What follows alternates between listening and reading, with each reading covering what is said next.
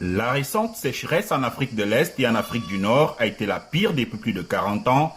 Le Sahel, qui retient le Sahara du Nord, s'est déplacé de 200 km vers le sud au cours des 3 dernières décennies. Cette année, le Zimbabwe a connu la pire sécheresse de son histoire, ce qui a contraint le président Emmerson Mnangagwa à déclarer l'état de catastrophe dans tout le pays.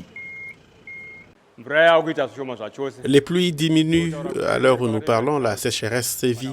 Cette année, les gens n'ont rien pu récolter. Il y a donc de grands changements et les pluies ne viennent plus au moment prévu. Les saisons ont changé. Le fait de disposer d'un système d'irrigation nous aide beaucoup parce que, premièrement, nous pouvons cultiver tout au long de l'année. Deuxièmement, comme vous pouvez le voir, il n'y a pas eu de pluie cette année, mais nous sommes toujours en mesure de cultiver. Il est donc important pour nous d'avoir toujours de l'eau.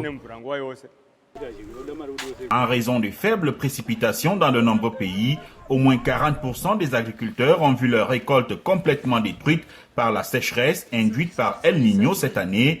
Face à cette situation, le président du FIDA, Alvaro Lario, est à Riyad pour défendre les intérêts des petits agriculteurs et producteurs.